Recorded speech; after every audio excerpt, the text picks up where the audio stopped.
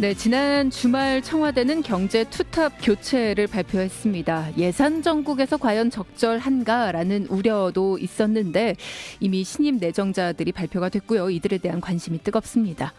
자, 그런 가운데 결국 자유한국당 비대위는 전원책 변호사를 조직 강화 특별위원회에서 해촉했습니다. 관련된 소식 하나하나 짚어보도록 하죠. 시사평론가 유창선 박사 함께하십니다. 안녕하십니까? 예, 안녕하세요. 네. 자, 지난 주말 김동연, 장하성 경제 투탑의 교체 소식이 있었습니다. 계속 이야기가 됐던 부분이었는데 교체 배경 어떻게 보십니까? 예, 우선은 김동연 부총리하고 장하성 실장과의 끊임없는 이제 불화의 문제, 이것이 이제 1차적인 이유가 됐을 겁니다. 네네. 소득주도 성장의 효과라든가 또 최저임금 인상 등 중요한 경제 정책에 대해서 경제팀 내에서 이제 엇박자가 계속이 되어 왔거든요. 네. 그래서 가뜩이나 이제 경제가 어려운데 이러한 계속되는 엇박자가 경제 불안에 대한 이제 우려를 증폭시키는 점을 감안했을 법합니다. 네. 그리고 또 하나는 실제로 경제 사정이 호전이 되지 않고 계속 어려운 상황을 면치 못하고 있는 거. 이거는 그동안 이제 정부가 내놓았었던 소득주도 성장의 이제 성과가 제대로 지금 나타나지 못하고 있고, 네. 특히 이 고용 사정이 계속 지금 악화가 되고 있는 이런 분위기에서는 경제팀의 어떤 그 책임을 묻고 좀 일신하는 조치가 필요하다, 이런 판단의 결과로 보입니다. 일단 여야 할 것 없이 분위기를 좀 바꾸려면 교체는 필요하다라는 이야기가 있었습니다. 그리고 야당의 경우에는 아예 경제 정책 자체를 좀 바꿔야 된다 이런 이야기도 있었고요. 그런데 지금 시기가 좋지 않다라는 지적이 계속 잇따르고 있습니다. 일단 야당 같은 경우에는 힘을 잃은 경제부총리와 예산 심의를 하라는 것이냐 이런 이야기가 있거든요. 김동연 부총리의 교체 시기가 적절하냐라는 의견 어떻게 보십니까? 예, 사실 국회 입장에서 봤을 때는 좀 그런 문제는 있습니다. 당장 그 예산안 심의를 진행을 해야 되는데, 네. 지금 홍남기 내정자 같은 경우는 인사청문회를 거쳐야 되니까 정식 임명되려면 시간이 아직 제법 걸리거든요. 네. 그러면은 결국 이제 물러나게 되는 김동연 부총리를 상대로 해서 예산 질의를 할 수밖에 없는 상황인데, 물러나는 사람을 상대로 해가지고 무슨 예산에 대해서 묻고 대답을 받느냐, 무슨 대답을 한들 무슨 책임성이 있겠느냐, 이런 것이 지금 야당의 볼멘 소리라고 할 수가 있겠습니다. 네. 사실 예산 심의 과정 놓고 봤을 때 야당의 같은 불만을 또 무시할 바는 아닌 거로 이제 보이는데요. 네네. 그런 점이 있음에도 불구하고 여기서 김동연 부총리를 이제 교체한 거는 아무래도 좀 시간을 더 늦추기가 좀 어렵다. 지금 좀 이제 서두를 필요가 있다, 이런 판단의 결과 아닌가 보입니다. 자, 그러면 후임으로 내정이 된 홍남기 국무조정실장, 그러니까 홍남기 신임 경제부 장관 내정자, 그리고 김수현 청와대 사회수석, 그러니까 청와대 정책실장입니다. 이분들 어떤 분들인지 좀 알아봐야 될 것 같은데요. 홍남기 경제부 장관 내정자는 어떻습니까? 예, 홍남기 내정자는 참여정부 그리고 박근혜 정부 때 각각 청와대에서 일하면서 여러 부처와의 그 정책 조정 업무를 두루 경험했었던 인물입니다. 네. 참여정부 시절에는 대통령 비서실 경제정책수석실에서 그 정책보좌관을 지낸 바가 있고요. 예. 2010년부터 기재부에서 또 일을 이제 해왔습니다. 2013년에는 대통령 인수위원회에 파견됐다가 대통령 비서실 정책조정수석 비서관실 기획비서관으로 활동을 하는 등 박근혜 정부에서도 경제관료로 또 활동을 했습니다. 네네. 정통 재무관료로 분류를 할 수가 있겠고요.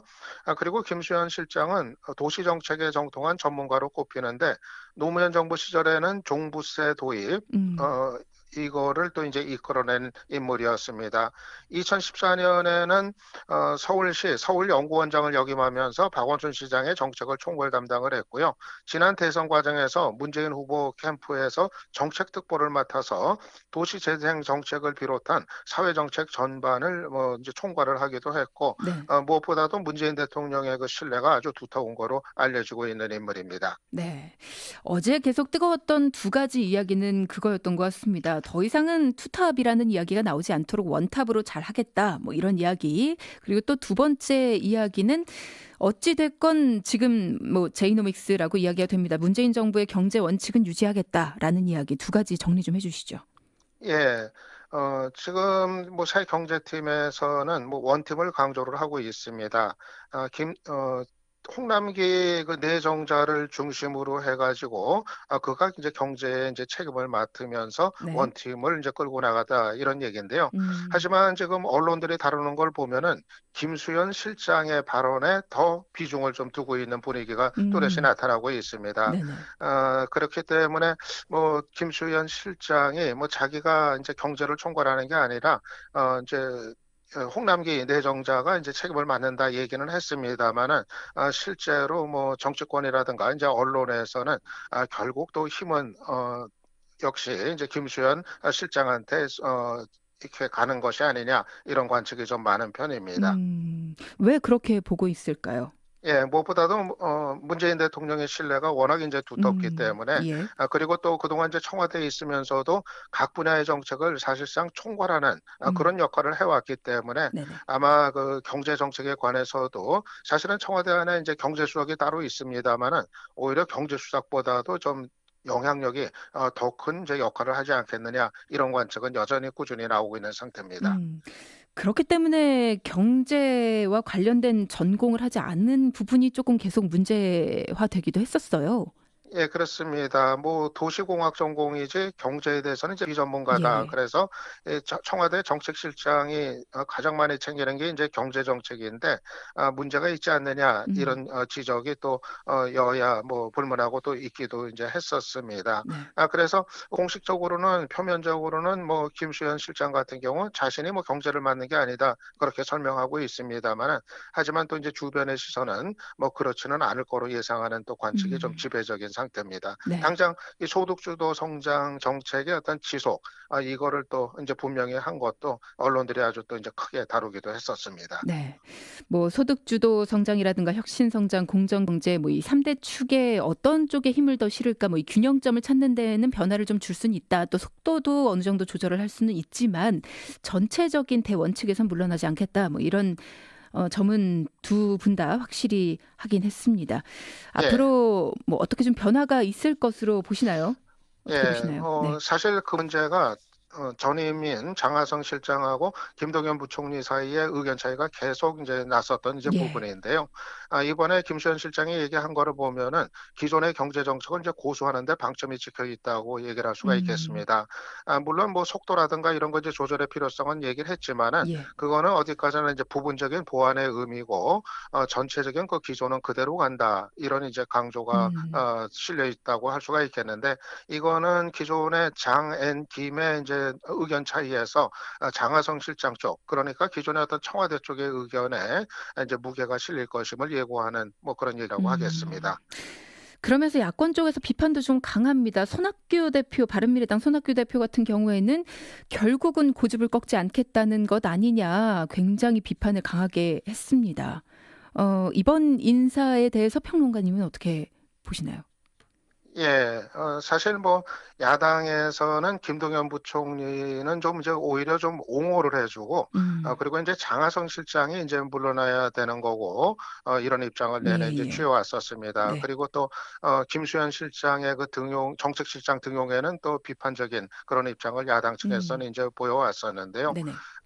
그런데 이게 뭐 결국은 뭐 문재인 정부의 또 이제 문재인 대통령의 경제 정책에 대한 일종의 좀 메시지이고 이제 신호다 이렇게 뭐 음. 보면은 뭐 될 것 같습니다. 네. 그러니까 소득주도 성장 정책을 놓고서 뭐 여러 가지 뭐 의견들이 이제 분분했었는데 그 정책의 어떤 지속 이거를 이제 기조로 삼겠다 뭐 이런 의미를 지금 이제 분명히 한 거로 해석이 됩니다. 네.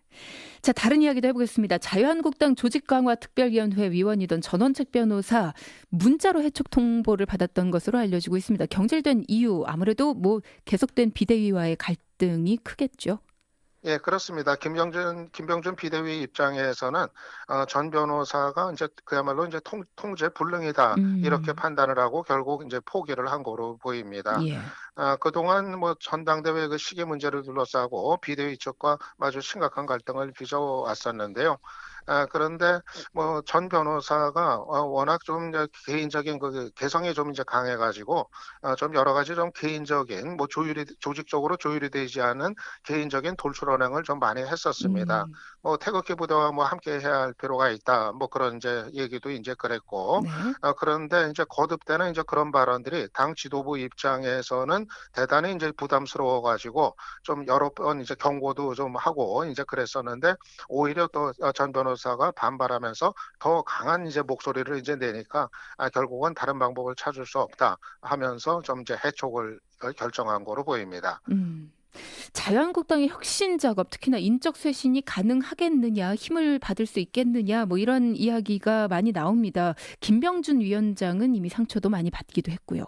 예, 그렇습니다. 물론 뭐 전원책 변호사도 상처를 입었습니다만은 음, 그를 영입을 했었던 김병준 위원장도 리더십에 상당한 상처를 입게 된 거로 이제 보입니다. 네.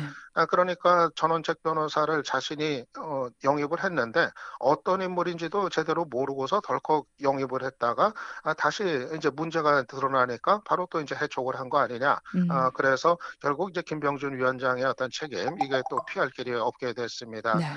그래서 전체적으로 보면은 자유한국당이 한마디로 얘기하면 이제 자중질환의 이제 모습을 보인 셈인데요. 네네.